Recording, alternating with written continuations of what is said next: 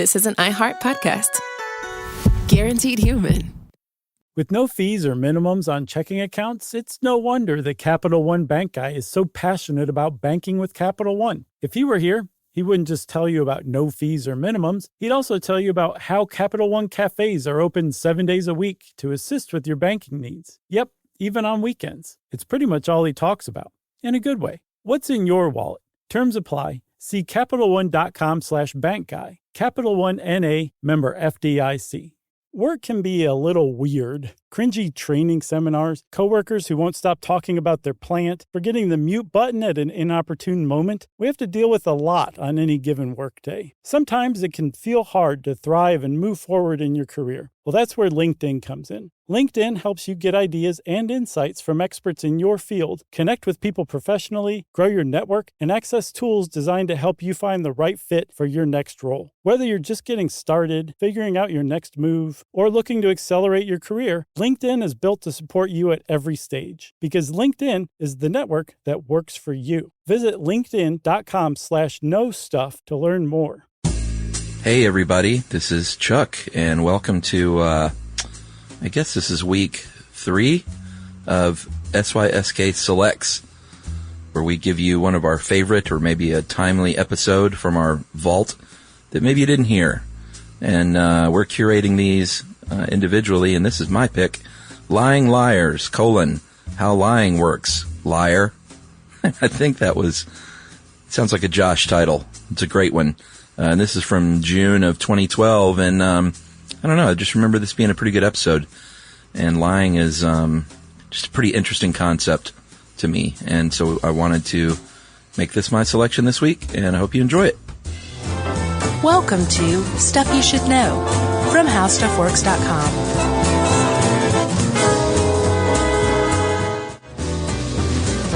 Hey, and welcome to the podcast. I'm Josh Clark. There's Charles W. Chuck Bryant. Right? Yeah. Take it, Chuck. Josh, that shirt looks great on you today. I just want to say that I really like a checked pattern.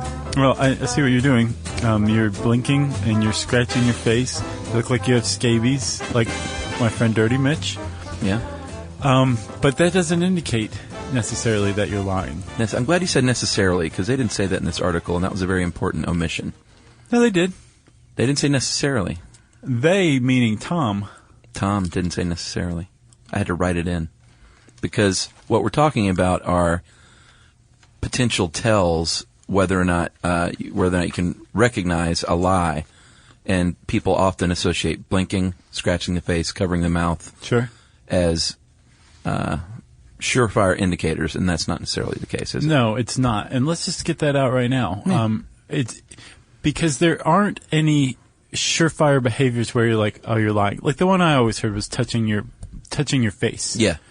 Right?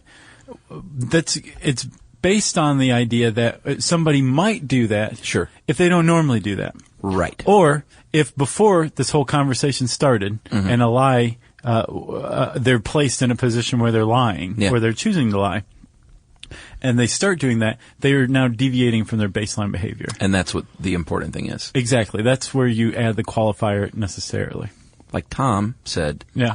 Like maybe the dude has an eyelash in his eye. That's the reason he's rubbing his eyes. Right. Or blinking a lot. So, yeah, it's interesting. We just gave away something. Rosacea. Yeah. That's why he's scratching his face. True. Or scabies. Or maybe someone's self-conscious because of a missing front tooth. So they cover their mouth when they talk. I cover my mouth when I talk, especially when I'm eating. Oh, yeah, sure. But you're just not supposed to talk while you eat. Yeah, Emily does that because she can't stop talking ever. So she'll just talk while she eats and cover her mouth. So I'm not even going to bother to ask you if you've ever lied. I've lied today. Have you? Sure. So have you. I'm sure. Apparently, according to studies, I have. You found a few studies that I thought were a little... Let's get into them. Okay. I mean, so they're surprising. Like one of them found that a quarter of all of our daily interactions involve lies. That seemed a little high. That's really high. Yeah. I don't think like I'm naive. I went back and just kind of like evaluated my behavior. I'm like, still seems high. Yeah, agreed. So, Is everyone else lying more than us? Are these just really rotten people? I don't know. That happen to be part of this random sample in the study? Well, and you pull up any study on lying and you're going to find a different result, like people lie every 90 minutes, people lie every 90 seconds, they lie twice a day. Right. That kind of thing. Yeah. So, it's a little hinky. Field of psychology is failing miserably at studying lying, is what you're saying. Nah. As far as coming up with because I don't think there are any hard and fast rules. I might not lie at all today, or I might lie 10 times tomorrow. If you don't lie at all today, they'll make a movie about you. Yeah, you're right. Don't they make movies like that? Oh, sure. You either can't lie, right? Jim Carrey's case, yeah, or, that's usually the plot. Yeah. So, I guess before we get into the studies, do you want to talk about what is a lie? Yeah, you dug this up. I like these definitions. So there's this philosopher named Cecilia Bach, who is a Swedish philosopher who published a book in 1978 that apparently still to this day is like the authority on lying and philosophically speaking. They did good work in the 70s in psychology, I think. They were smoking a lot of weed. Yeah, is that what it was? And she's a philosopher. So this is the philosophical, ethical approach to lying. And so Cecilia Bach came up with basically a definition of a lie. And she said that it has 3 features. That it communicates some information. Okay. Now, philosophers tend to choose their words carefully. Yeah. They're like almost the poets of the humanities. Agreed. Especially if you don't include poetry as a humanity. Yeah. The liar intends to deceive or mislead. Of course. And the liar believes that what they're saying is not true. So they haven't tricked themselves into believing that they, like OJ, believes that he did not kill his wife. Yeah, I don't know. I think that's a different conversation altogether because that begs the question, is it really possible to fully trick yourself into believing something you know is not true, is true? You always hear that can happen. Like you become so entrenched in that lie for so long that you don't even realize it's a lie anymore. I'd like to see the study on that, though. Yeah. I'm sure somebody's got one out there. Yeah. But so you put those 3 things together and you have a lie. You're communicating information, right? Yeah. You intend to deceive and you don't believe what you're saying is true. And all apologies to OJ, by the way. That was really uncalled for. Yeah, really. Sorry. That was very uncalled for, Chuck. Shame on you for... No, go ahead. There's a big debate, though, about whether or not the lie has to have false information to it.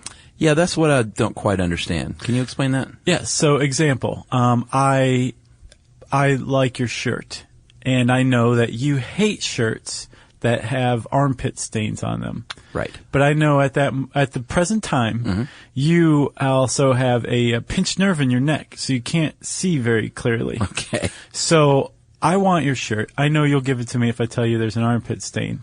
I don't think there's an armpit stain. I don't believe what I'm saying is true, but I say, Chuck, that Modest Mouse shirt has an armpit stain. You should probably give it to me. And you take it off and give it to me. And the shirt actually has an armpit stain, and someone pops their head in and goes, wah, wah, wah. That was not false information. I get you. Even though I intended to deceive you, I didn't believe what I was saying. Sure. I was just communicating information. That's the point. Okay. But that brings up another philosophical question, like, is a lie of omission then a lie? Because you're not communicating anything. Well, and that's in that case. In Tom's article, they talk about the reason the U.S. court system say the whole truth and nothing but the truth is because a lie of omission sometimes is not as looked down upon because you're not actually constructing some falsehood. Right. You're just not telling the whole truth. Right. Interesting. Yeah. A lot of it's a version very of a subjective. lie. Yeah. You know? Sure. I think ultimately you can follow the conclusion is that most philosophers believe that lying is bad. Oh, yeah. But that there are exceptions to the rule. Like, if a murderer comes up and says, hey, I'm looking for my next victim, have you seen this man? And you have seen this man, and you know where he is? Yeah. Then I'm making this really basic here. That's as elementary as it gets. But that's an example of when a lie is beneficial. You're thwarting a murder and saving somebody's life. Yes, you should lie. Sure. Or obviously a white lie, which kids learn early on, is something you do oftentimes to spare the feelings of someone else. Right. That top does not make you look fat. I think it's cut just fine. Sure. But maybe you should wear that other one because you look great in black. Well, I imagine if you're dealing with an intelligent person, you've shown your hand at that point. Oh, not necessarily. Yeah. But you did mention kids. You mentioned white lies. Yeah. So you found a study, supposedly, according to Tom, around age 2 or 3, we realized that we're not being constantly supervised. Yeah. That reality exists outside of other people's view. Our reality sometimes does when we go into another room. Sure. Mom's in the other room. I'm still in here playing. Yes. And it becomes clear to us that we are responsible for conveying that information, but we have a choice, e.g. free will, that allows us to decide whether that we convey that information truthfully or dishonestly. Right. Right? Yeah. And then after that, it just takes off like a rocket. Yeah, this one study found that 9 in 10 of the kids that they spied on, and this is just cruel. They put kids in a room Right. with like a stuffed animal, or they called it a soft toy, which was a little creepy, behind them and said, "Don't look at that behind you," and they would leave the room and videotape them. And of course, 9 out of 10 kids turned around and looked at it, and then did it actually say how many of them lied? I don't even see that. I guess they were just told not to look at it. I don't know if that's a lie. Yeah, that's a little hinky. It's not following orders. It's disobeying. All right, well, how about this? The second part of that study was older kids. They would give them a test with the answers on the back and tell them not to look at the answers. Right. Give them a fake answer, and when they were asked to explain the fake answer, they would make up a lie like, "Oh, I learned that in history class." Right, and actually the question was who discovered Tunisia. That's one of them. And on the back, the answer was a fake answer, Presidius Aikman. And so the dumb kids from Star Wars who cheated said, it does, doesn't it? Yeah. The dumb kids who cheated put that down. And but then, when given the opportunity to fess up, most of them lied. Right. What I disagree with about this study was that it said that the smartest kids told the best lies. How do you qualify the best lies? If it's believable and conveyed in a way that's but that's all subjective. With confidence. That's sure. totally subjective. Yeah, you're right. It's methodologically unsound. But the whole point of these studies was they believe that children who are able to lie have faster developing brains, especially the areas involved in executive functioning. So right. they concur that a child who lies early on might be more successful later in life. Yeah. Well, I mean, you could make a case that lying is basically using your imagination. Yeah. Especially when you're a child. And they have other studies that support the fact that rich people are more prone to lie and manipulate. So, rich people are more prone to do a lot of shady stuff. You think? Well, yeah. Yeah, that's how a lot of them get rich. Huh. You know? Chuck. Yes. You want to talk about why people tell lies, like some of the great categories of lies? The big 6? Is that what you call it? Sure. Okay. Number 1, Josh, is to conceal a misdeed and stay out of trouble. And even at the advanced age of 41, this is the reason I will most often lie. Oh, okay. Because I hate being in trouble, and I will try and cover for myself sometimes, even though in the end and in the long run, it's better to tell the truth. Agreed. The short term, you might get away with something, but you're not doing yourself any favors. No, I call these lies of cowardice. Thank you. It's basically, it sucks. I mean, it sucks that you're having to like go through this terrible, uncomfortable, moment or whatever it is. But I'm really glad Tom pointed out, at least in the short term, you might not gain an advantage. But overall, like, there is a positive outcome. You're building trust. Sure. By fessing up or whatever, Number 2, to preserve a reputation. In the example Tom used, is a recovering drug addict who might lie about having gone to rehab or something like that. Right. Or to like a prospective romantic partner. Yeah. And I think that these are kind of understandable to an extent. It's like, we have walls up. Yeah. If you're just a normal person. You don't walk down the street like, hey, Josh, good to meet you. I spent some time in rehab. Yeah, exactly. Like, there's just a certain amount, and then once you get to that point, well, then maybe you are kind of short-shrifting somebody who you consider close to. Yeah. If you're not telling them that. But as you gain trust, then you open up more and right. are You more should. truthful. Sure. Number 3, this one, of course, we all get the white lie to avoid hurting someone's feelings. Yeah. We already kind of covered that. Mm-hmm. Number 4, to increase stature or reputation. Yeah.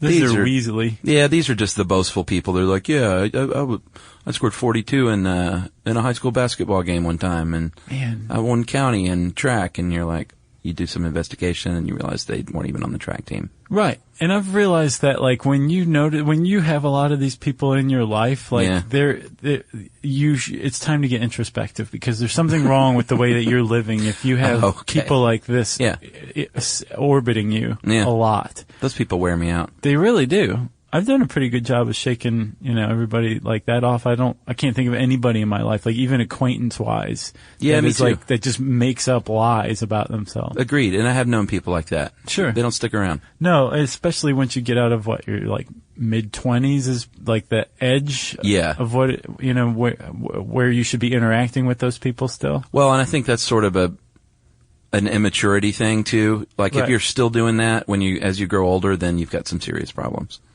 But everyone, when they're younger, probably stretches the truth about things they've done. Sure, but even still, don't you remember, like, it just kind of being uncomfortable when somebody was doing this, and everyone in this group that they're talking to is like, we know you're lying. Yeah, exactly. Like this is just, please stop. This is, you might as well be putting bamboo shoots under our fingernails. Number 5, to manipulate, and this is probably something, like I said, the rich people are more prone to lie.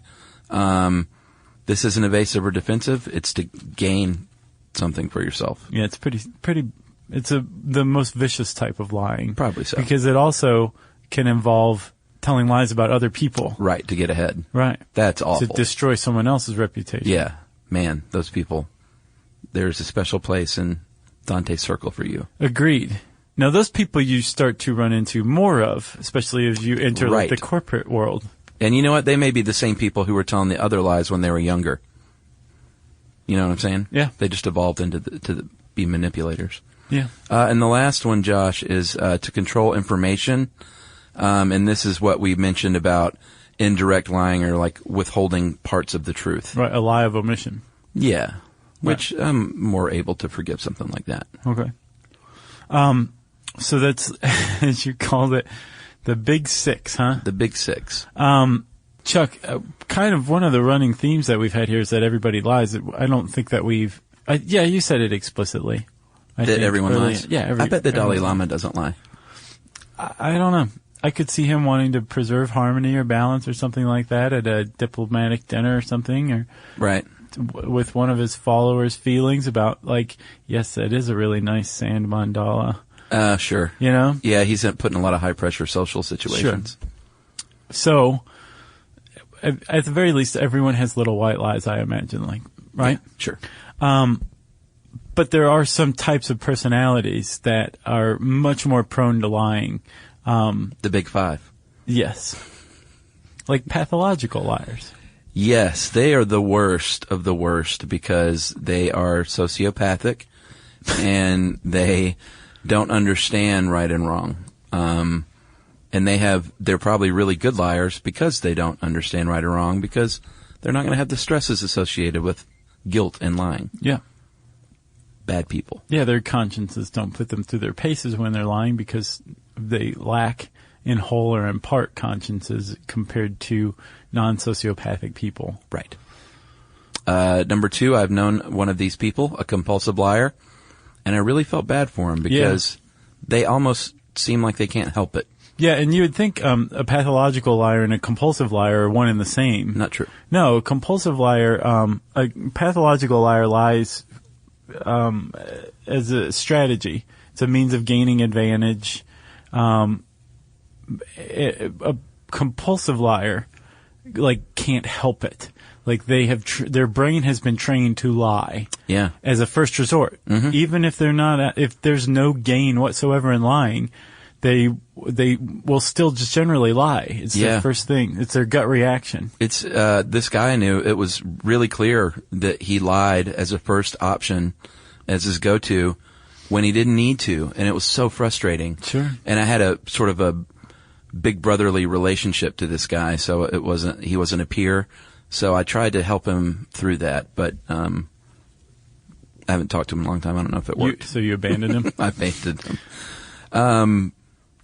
And this of course makes sense in his case too, without getting specific, but it said that living in an abusive environment where lying is necessary to self-preservation might be where that stems from. Yeah. And I think that was the case for him. So yeah, it's like the brain has been trained to lie. Like, this is what you do. Yeah. It's but the good thing is if you run across somebody in your life who cares enough about you, they can be trained out of you, I imagine. Yeah. Although I'm sure it's a painful process for both people. Yeah, it's probably Well, you were really waiting for me to say people. Cult deprogramming. Yeah. Narcissist, of course, will lie. These are the people who lie to increase stature and reputation. Yeah. But they do themselves no favors. No. Borderline personalities, I thought this one was kind of interesting. They will go through wild mood swings and engage in really risky behavior, but then they come back down to normalcy and they're like, I just gambled away our savings account, and then they'll lie to cover those up. Right. And then histrionic personalities, these are people, if you have like a true histrionic personality disorder, you are attention-seeking, excessively needy for approval, and emotional. Yeah. Apparently women are more prone to be histrionic by a ratio of 4-1. Oh, is that right? That's what they say. Or at least to have the disorder. And you can, these are people desperate for attention, like, if you walk out the door, I'm going to kill myself. That was a great example Tom used. Yeah. That's a lie. You mean I were on this AirTran flight once, and this, we were waiting to take off, and this caterer was backing off of on his little sky ramp. He was backing away from the other door, the catering door. Yeah. And apparently he was still hooked to part of it or whatever, and the steward was like, no, don't. And he kept going, and she turned around and was like, well, we're not going anywhere for a while. And the way she said it, you could tell, we were discussing this, like, neither one of us believed her. We just knew she was wrong. Yeah. Because she just threw it out there, like, well, we're not going anywhere for a while. Like, and of course, like, everything was fine within like 15 minutes. Right. But the way she sounded, it was going to be like stuck on a tarmac for 3 hours. And it was weird. We were afforded this glimpse into this woman's true personality. Yeah, yeah. And I wouldn't have hung out with her. It's the histrionics. She was a bit histrionic. Yeah. And that was probably low level, you could tell. Right. Yeah. All right. So stay away from her. Hey everybody, we're here to talk to you about Wayfair, who believes that spaces should be functional, they should be comfortable, they should be well designed, and they can be well designed by you with their help. Your updated space should feel more comfortable, inviting, and practical for everyday use. And we're talking about outdoor seating. We're talking about grills. We're talking about major appliances. If you need storage solutions, Wayfair can help you out. Patio lighting, rugs, decor. It is your one-stop shop for home. Yeah, I mean, it's getting nice out, so it's time to think about living outdoors for the next few months. And Wayfair knows that outdoor furniture, it's heavy, it's intimidating to assemble. So Wayfair has stepped in and said, we're going to handle the hard part so you don't have to. That's right. You can shop Wayfair Verified, your shortcut to the good stuff. And that means their team of product specialists are going to vet everything by hand using a 10-point inspection, testing things like, quality materials, functionality, and features, and even how long it takes to build that piece of furniture. And the overall experience save time, reduce hassle, and improved convenience. Patio season is here, and these deals won't last. So head to wayfair.com right now to get your outdoor space ready for way less. That's WAYFAIR.com. Wayfair, every style, every home. Work can be a little weird. One minute you're in a meeting that could have been an email. The next you're trying to decode corporate jargon that somehow means nothing. And don't even get us started on the quick sync that turns into a 45-minute deep dive. Yeah, well, the truth is figuring out your career isn't always straightforward. Whether you're trying to grow, pivot, or just stay relevant, it can feel like you're navigating it all on your own. Well, that's where LinkedIn comes in. That's right. LinkedIn can help you grow your career, helping you confidently navigate your path with insights, ideas, and inspiration from your professional community. You can stay up to date with the latest trends in your field, connect with people who get it, and discover opportunities tailored to your goals, your experience, and what actually matters to you. Whether you're looking for something new or just trying to grow where you are, LinkedIn gives you the tools and connections to move forward with confidence. Because LinkedIn is the network that works for you. Visit linkedin.com/knowstuff to learn more. How can you tell if someone's lying? We've talked about micro-expressions Yeah, we have. in The micro-expressions, Micro-expressions podcast. episode. Yeah. That was like 3 years ago. Long time ago. Yeah, it has been. Well, basically, for those people who don't know that we have a good 130, 150 episodes still. Not on iTunes? Not on iTunes. Yeah. The episode we did on micro-expressions, basically a micro-expression is an uncontrollable, fleeting, like millisecond long facial expression that is linked to your true feelings. That was longer than a millisecond. I just made a quick frowny face. That was a grimace. Yeah, was it? You look like Megan Amram. I don't know who that is. She's on Twitter going like this. It's hilarious. Anyway, you can't control it. It's linked to your true feelings. And people have been shown to be able to pick up on these without even consciously knowing it. Right. You just get what we would call a gut feeling about somebody. Right. Because their smile and that sudden fleeting micro-expression of like contempt back into a smile that you didn't really see but you caught don't add up. Gotcha. And your body's like, why am I having a weird reaction to this person? So that's a micro-expression, and they're apparently linked to lies and lying. So basically, if you have a gut feeling that somebody's lying, You might be onto something. yes, and it might be because of a micro-expression that you saw. Interesting. You know this.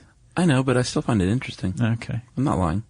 That's your new thing. Interesting. Did you know that? That I said that? Uh-huh.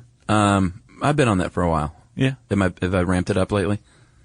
Interesting. These are nonverbal cues, by the way, micro-expressions. Another one is a forced smile, and I think we've talked about this too. That's when you smile with your mouth only. Yeah, that's so creepy. It is. Seeing it, you're just like, what are you doing? Like, Right. You look weird right now. But seeing it described the way Tom wrote it, which is a perfect description, was creepy to me. Yes, it was. Another thing you can look for is like someone's nodding yes during a denial. That could be a dead giveaway. That's terrible. Sometimes it's like way more outward, like you get literally in a defensive position. Right. Like crossing your arms or moving away. Turning away from somebody. Yeah. Who's questioning you. And fidgeting. Finally, we get to fidgeting. Like, fidgeting is significant if the person is normally calm. Right. Or doesn't normally fidget. If Right. it's a fidgety, nervous person to begin with, then that doesn't mean that they're lying. Sure. If they're fidgety and then they get calm all of a sudden while you think that they're lying, then you're onto something there. But they're probably the weirdest person in the world, and you should force them into lies just to watch them go from fidgety to normal, because that'd be really odd to see. Verbal, sometimes, you can pick up on nonverbal cues. Sometimes they are quite verbal. So like, ask me a question. Ask me, why didn't I come over last night and help you with your lawn mowing? That's a terrible question. All right, well, ask me something else then. Why did you tell me that the Sweetwater thing doesn't have a date when it clearly does? Well, I'll fake it and then I'll tell you the real answer. Okay. Because that actually does have a real answer. So what, you're saying that you looked and saw that my band gig for Sweetwater didn't have a date on it? Is that what you're asking me? Yes. Well, I mean, I could tell you right now exactly. There's a very good reason for that, Josh. Then why don't you, liar? So those are some of the actually verbal cues. Taking too long, not using contractions, repeating the question, basically buying yourself some time. Not using contractions is hilarious to me. Like, I cannot believe that you want to know why I didn't tell you, why I did not tell you this. Yeah. And the reason why? The real reason why? No, the reason why you're not using contractions. Well, to draw it out. So your brain the other part of your brain can come up with the answer. That's so hilarious. The real reason why I said that about Sweetwater is because I just found out 2 days ago that they have gone with another band. And it is officially canceled. No. Yeah. I was a little bummed. Do you want me to talk to somebody? No. Oh, wow. Now, I was told that one of the reasons why they went with another band is because we didn't have, like, video and things to send to show. I thought you clogged up your 250 gig computer with HD videos. Yeah, but a lot of the stuff we don't want to send out. Oh. So anyway. Is it like a lot of pantsless? Yeah. Pantsless El Cheapo videos? Yeah, pantsless Well, gigs. I think that stinks. If you're at Sweetwater Brewery right now, shame on you. No, this isn't them. This was a NGO. This is a fundraiser. So the fan who wrote in to ask you Yes. bumped you? Bumped me. Really? For another band, and I looked at the other band too, like they have a website and videos and... Okay. Lady, stop listening right now. No, don't do that. At least for the rest of the episode. It's okay. It was humbling. Well, I'm sorry that I brought it up, Chuck. That's okay. Might as well get it out there. I'm glad you did, because you probably thought I was lying to you. I did. All right. Where are we? We are now going to teach people how to lie, which I thought was an interesting feature of this article. Okay, I thought it was interesting. I also refuse to do it. I find it wholly amoral to teach people how to lie. Do you want to skip this in? No, but it's still information. I feel like we can say people who are successful at lying tend to do certain things, but teaching somebody how to lie, I think is just utterly wrong. Well, I imagine there's been more than one attorney give these instructions to their clients. Definitely. On the stand. But I mean, who likes pre-stand. attorneys? Nobody. Boy, we're making all kinds of friends today. Yeah. Attorneys in Detroit especially. P.U. All right, so here's how to lie. So says Tom Sheaf. No, this is what successful liars do. Okay, stay calm. That's what they'll probably tell you before you get on the witness stand. They'll coach you up. Especially with the polygraph. Yeah, sure. Because it measures all those fluctuations in temperature and heart rate and those two things. Yeah, just those two things. Keep it simple, stupid. And this one, boy, you see this one when someone's cooking up a lie and they're lying when they start adding all these details because they think, well, the more detailed, like, who could make this up? I was thinking about this, and I was like, while I was reading this, I was like going over my own behavior, I was using myself as a model. Me too. It's impossible not to, I guess, right? Agreed. This I did not get. Like, I tried to think back to, like, any lie or story I've ever told, and, like, if it, like, just adding details and, like, information that has nothing to do with anything, like, I don't get that. Yeah. Well, it probably means you're not a very good liar. That's a good thing. I hope that's what it means. But that's like the Eddie Murphy, remember his joke about, the lady caught the guy, like, the car was at the other lady's house and it wasn't me.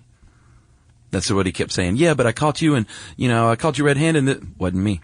Oh, yeah? Yeah, and I guess that kind of goes back to it. Keep it as simple as possible. Richard Pryor apparently also had a little bit where, like, he said that he came in and found, like, his wife or his girlfriend in bed with another guy, and she's like, who are you going to believe, me or your lying eyes? That's pretty good. Yeah. Remain steady. And this goes back to you're being studied by, let's go ahead and use the courtroom example. Like, we're coaching you to go on the stand. This jury's going to be watching you. Just remain steady. If you're all fidgety, stay fidgety.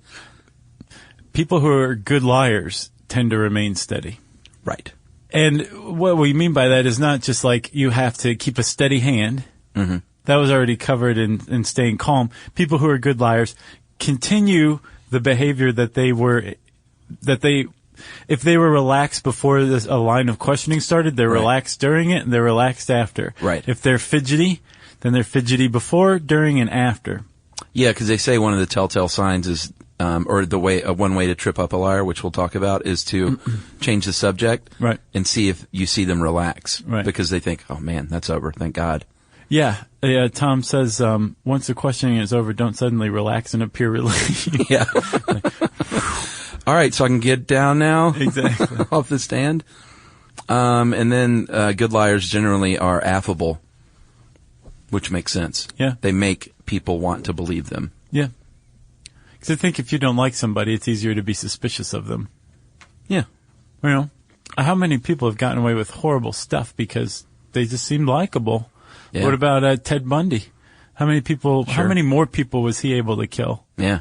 And he got caught. Remember, we talked about him before. Oh, yeah. He got caught because he went on like just a completely reckless, like killing rampage in a sorority house. Yeah, he killed for years before that. Yeah, but he was away white with it. and he had a good haircut. So Yeah, I mean, handsome. he couldn't have been any threat to anybody. Right. You know.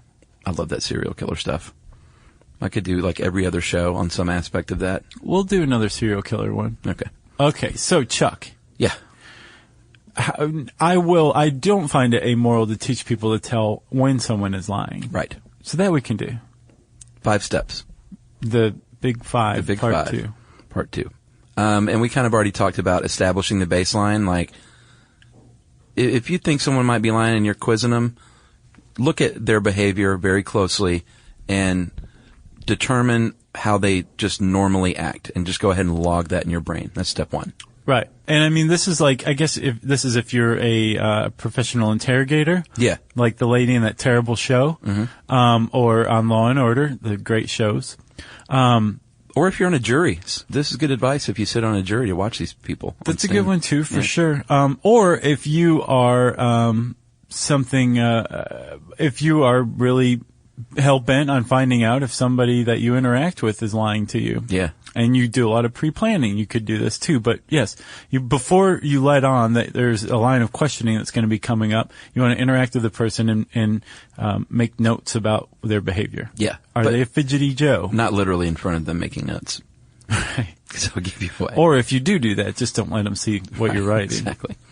All right, so number 2 is, once you've established this, to look for deviations from that. Pretty much a no-brainer. Yeah. Like, do they start fidgeting, all that stuff. Yeah. Or if they're a fidgety Joe, do they turn into a smooth Samuel?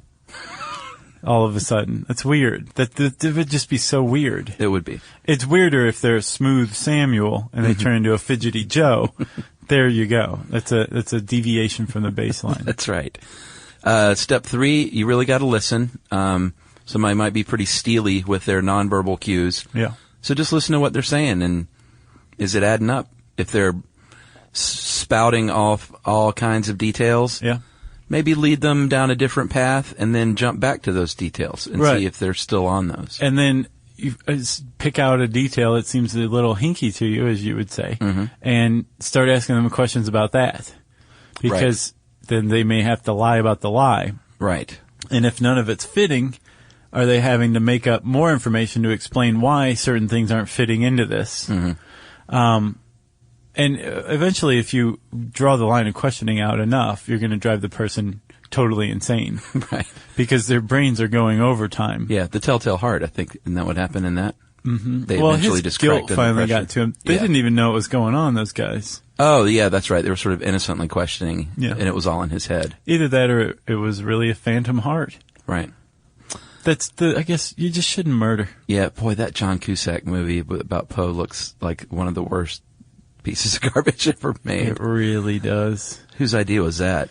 Let's make a movie about Edgar Allan Poe as a murderous hunter, and I'm thinking John Cusack. Yeah, really.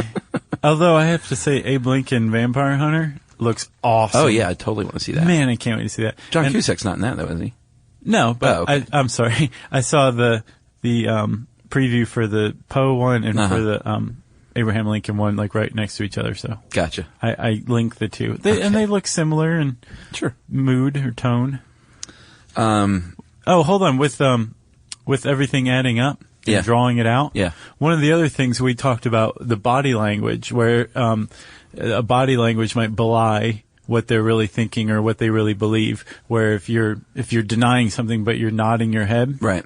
Didn't you talk about A-Rod or somebody like that who was involved in steroids, and he was on like 20 or 60 Minutes, and someone broke down their micro expressions? Yeah, and found clearly that he was nodding his head when he said yes or something like that at one point. So humans are so dumb. Yeah, and while you're doing that, normally our body language matches up to our thoughts because they're accurate and true and instinctual. Right, and when we're lying, not only do we have to think about the words we're saying and fabricate this alternate reality that doesn't really exist except in our heads, we also have to come up with the body language that's supposed to match us being calm, us being truthful, whatever. And so all of this thinky can be confusing to a liar. Yeah. And if you stretch it out over the course of enough time, a line of questioning, they're probably going to be like, why are you interrogating me or whatever? And you've broken them. And at that point, you just drive the hammer home and literally beat them to death with a hammer. No, you don't. That's the inevitable conclusion of any line of questioning, right? No, what you could do, though, is pause, because a pause in a conversation might make just a regular conversation feel uncomfortable. You talk about the awkward pause. Yeah. But, man, if someone's cooking up a lie and you're asking them questions and you pause, and this is a big-time tactic by an attorney with someone on the stand, that will seem like an eternity to those people. Yeah. They may get fidgety or whatever. They'll turn into like Miranda July on that videotape and You, Me, and Everyone We Know, where she's like, I could do anything right now. Is that, did you see that? I did. I enjoyed that movie. You know what I'm talking about? I know exactly what you're talking about. So if somebody does that in the middle of a pause during a line of questioning, they're lying. And finally, or they're adorable and artsy, right? Or into mumblecore. And then we talked about the last one. Step 5 is change the subject and see if you see them visibly relax, and then go, aha! Yeah, where they're like, whew. Yeah, and they're like, oh wait, no, I wasn't relaxing. Right. I'm on meth. Aha. Yeah, that's a good way to catch somebody off guard. Or you could do the Columbo method. Let them off the hook, let them calm down, and then turn around and be like, one more question. Oh, is that what he would do? Oh, yeah, every time. That's how we would catch somebody, and that would be like like they didn't have an answer for that, and it totally caught them off guard, and then he'd beat them to death with a hammer at the end of every episode. Robert Blake, right? Isn't that Columbo? Peter Falk. Peter Falk. I always get those guys confused. Robert Blake really did go to jail for murder. Yeah, that's because he really killed his wife. He was Beretta. That's right. I always get those confused. But not with the Rockford Files. Oh, no. That's Jimmy Garner. Yeah, he's great. All right, so I didn't look at any of the famous lies in history. They were pretty much whatever. Standard. So we talked about the kids study. I found an interesting link from the University of Southern California. Where they found what they believe is proof that the brain structure of a pathological liar is different. They're actually wired differently than the rest of us. Oh, yeah, I could totally see that because the brain is subject to plasticity. Yeah. And so structurally it's different, right? Well, that's what they say. They took subjects, 108 volunteers, and then interviewed them with psychological tests and placed them in different categories of, like, are you a repeated liar? Are you antisocial and a pathological liar? Or are you normal? Okay. I guess a normal liar. And then they hooked him up to the old MRI, the Wonder Machine, and they found that liars had significantly more white matter and less gray matter, which they believe equates to liars are quicker thinkers? Basically, yeah. White matter is the stuff that transmits the electrical impulses. They're right? more equipped to lie physically. Their brains are more equipped. Feet. Yeah. I'm like one big continuous lump of gray matter. Oh yeah? I don't think I have any white matter whatsoever. There's like there's a donkey on like a ferry that goes across the mighty Mississippi. That's my neural transmission. With Huck Finn. Yeah. But Huck Finn is like really fat and kind of dumb. There they go right now. I can Chuck Finn. feel it. Yeah. Work can be a little weird. One minute you're in a meeting that could have been an email. The next you're trying to decode corporate jargon that somehow means nothing. And don't even get us started on the quick sync that turns into a 45-minute deep dive. Yeah, well, the truth is figuring out your career isn't always straightforward. Whether you're trying to grow, pivot, or just stay relevant, it can feel like you're navigating it all on your own. Well, that's where LinkedIn comes in. That's right. LinkedIn can help you grow your career, helping you confidently navigate your path with insights, ideas, and inspiration from your professional community. You can stay up to date with the latest trends in your field, connect with people who get it, and discover opportunities tailored to your goals, your experience, and what actually matters to you. Whether you're looking for something new or just trying to grow where you are, LinkedIn gives you the tools and connections to move forward with confidence. Because LinkedIn is the network that works for you. Visit linkedin.com/knowstuff to learn more.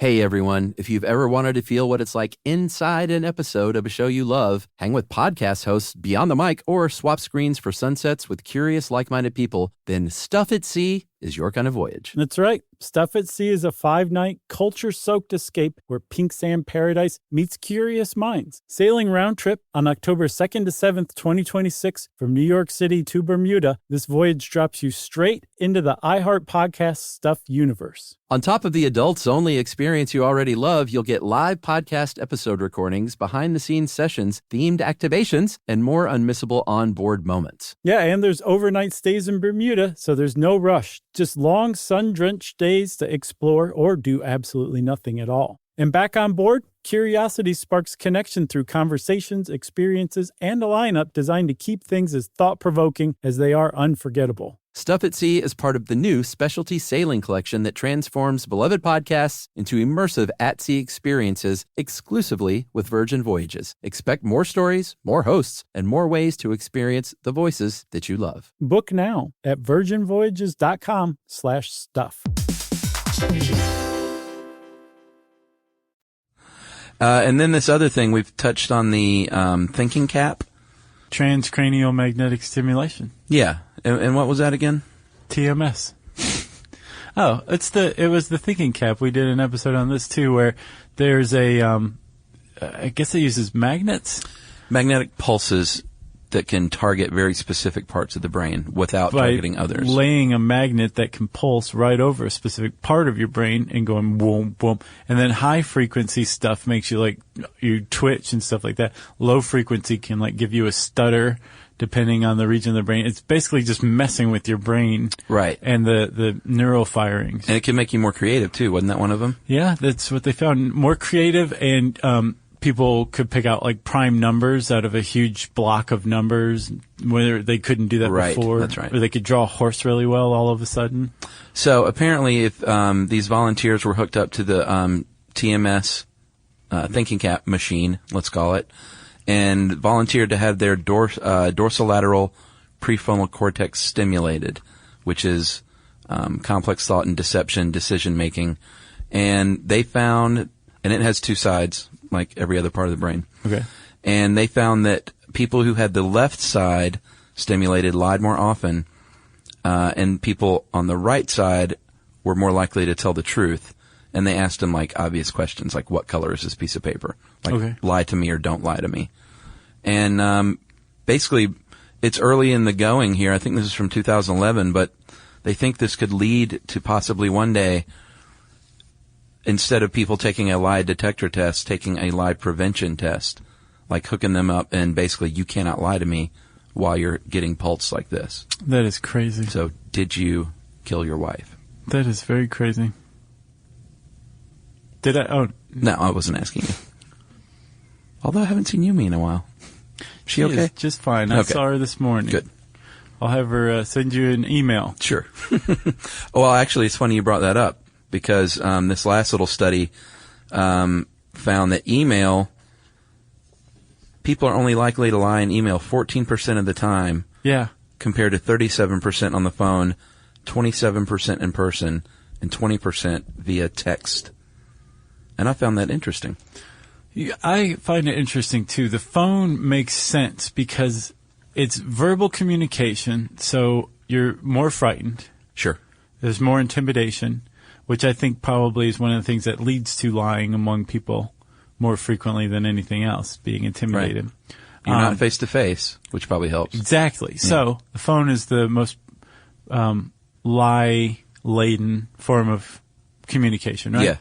But email is the least lie-laden, and I think it's because you don't have to vocally express it. Sure. Plus, the internet makes us all very brassy. Well, plus email, too, also, there's documented evidence. A paper trail, or an electric paper trail. Yeah, that's a good point, too. I wouldn't lie in an email, because then somebody could take that email later on and bust me on it. It's true. I would only do that 14% of the time, evidently. Right. Well, I record all of yours in my conversations, so I've got it all documented. Good. All of it. Oh, bad. I guess that's it. That's all I got. That was a lot. That was a lot on lying. We covered the philosophical aspects. You mentioned the brain. We poo-pooed psychology. We talked about the big five, the big six, the other big five. We covered everything in here. Yeah, and let us finish by saying to kids out there, although it may seem like a good idea at the time, it is not a good idea in the long run, and your lie may just make things worse. In fact, it will very much likely make things much worse on you. Yeah. Agreed. To tell the truth. Agreed. It's a good habit to get into as you grow. Oh, yeah. Those are the people who really kind of become the best. Agreed. Later on. Not necessarily the richest. No? Although that's not the... Richard Branson never told a lie in his life, probably.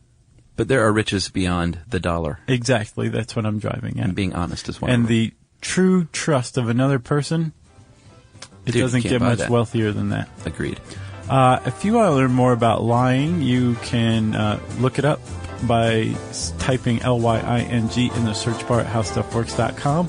I said search bar in there, no lie, which means it's time for listener mail. Whoa, Nelly. Whoa.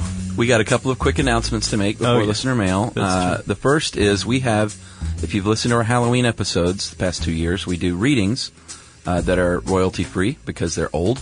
Right. And they're good, from Poe and Lovecraft and the like. Yeah. This year, we want to read one of your horror stories. Absolutely true. And we're going to do that through this long, complicated process by which starting a little while ago, June 18th, yeah, and running until July 20th, you can submit your own horror fiction. Yeah, that's not been published anywhere else, and that is between 3,000 and 4,000 words. That's right. You can send it in an email to howstuffworks_contests@discovery.com, right? Yeah, and do yourself a favor. Go read the rules because you don't want to take the time to do this and then be disqualified. No, there's a blog post on the blogs at How Stuff Works, and it's titled something like Stuff You Should Know's Horror Fiction Contest, Get Your Official Rules Here. Something like that. And it's got all the rules. It has like a pithy introduction to the rules that we came up with. And then, so the key here, though, is no matter what, you have to, in the email, write the words, by entering into the contest, I agree to abide by the contest rules. Right. Any email that has a submission that doesn't have those words in it is automatically disqualified. Yeah, and we don't want that because if you've worked on this, we want you to be able to win. Yeah. It's only open to residents of the U.S., 18 or older, 18 as of June 18th. That's right. But anyway, you send them to us. We're going to read all of them. We're going to judge them.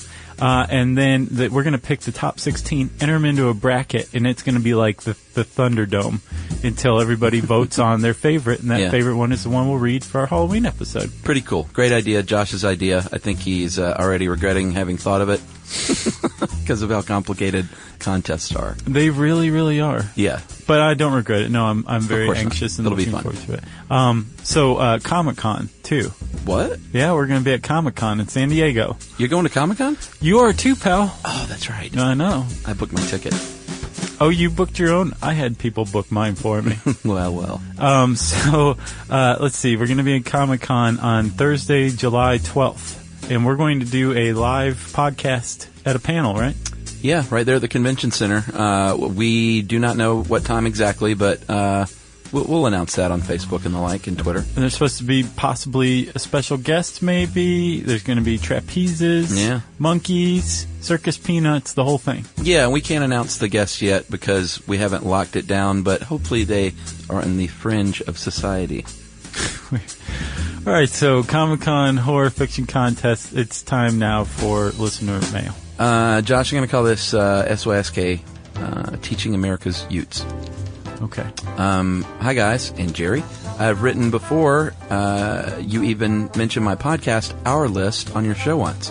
Remember, we were the doppelgangers because we sent you T-shirts that you originally thought were you. Sure. And it was us. I remember those guys. Anyway, I wanted to write and thank you. Besides being a podcaster, I'm a teacher. My fourth graders were going to be dissecting earthworms and help prepare them for their first ever dissection, I gave them a homework assignment of listening to the Earthworm podcast. Great idea. Yeah. Many had never listened to a podcast before, and I was wondering how they would react, and the overall response was great. Except for the 3 that ended up with seizures for some weird reason. They found it funny that you discussed species pronunciation, which turns out I was wrong. Remember I said, can't say species? Yeah. Apparently you can say either. No, I said species. You said it's species or species. Or species or species. And I said, no, it's just species. So you were wrong in that. Just wanted to make sure. I don't really remember, but that's how it went down. They found the facts that you shared amazing. I gave them a questionnaire to fill out, and Mr. Zach misspelled the word questionnaire. Zach. As they listened, and almost everyone completed their homework, which is no small feat. So thank you for giving me another way to reinforce my lessons. You may have some new fans in exchange, and that is Mr. Zach at East Cooper Montessori Charter in Mount Pleasant, South Carolina. Go Coops. Catamount Coops. Go Barrel Makers. Yes. Isn't that what Coopers do? Oh, is that a Cooper? Mm-hmm. Sure. I think so. Man, I hope it is. God, I hope it is. Thanks, Zach. It was good to hear from you guys again. And where can they find their podcast, Chuck? It's called Our List. On iTunes, probably? Yeah, sure. Okay. Or use the old Google. Cool. If we have helped shape children's lives, man, we are crazy for that. Oh, yeah. We always love hearing about that kind of stuff. So we want to hear it. Send it to us. You can tweet to us at SYSK Podcast. You can join us on Facebook at Stuff You Should Know, facebook.com/Stuff You Should Know. And you can send us an email at stuffpodcast@discovery.com.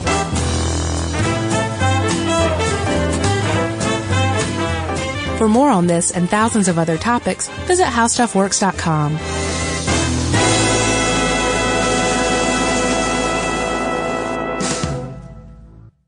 When it comes to small business, people want to talk to people, not bots, not voicemail. Your customers or clients want a real human connection. And that's exactly what they get with Ruby. Ruby is the virtual receptionist company that takes care of your callers when you're unavailable, in the middle of something, or just don't want to pick up. They can answer, screen, and transfer calls, as well as take messages, collect payments, book appointments, and more. All while saving you time and making the people you serve feel special. It's available 24/7, 365 days a year, and is 100% based in the U.S. See how it works at ruby.com, or better yet, give them a call at 844-900-RUBY.